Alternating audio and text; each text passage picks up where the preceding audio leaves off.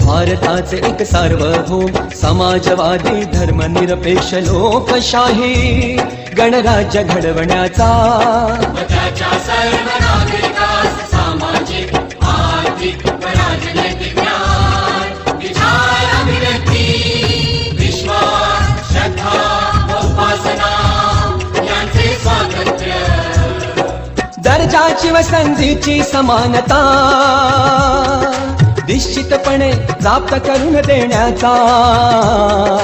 आणि त्या सर्वांमध्ये व्यक्तीची प्रतिष्ठा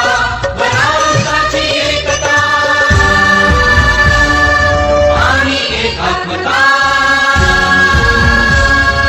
यांचे आश्वासन देणारी बंधुता प्रवर्धित करण्याचा संकल्पपूर्वक निर्धार करून आमच्या संविधान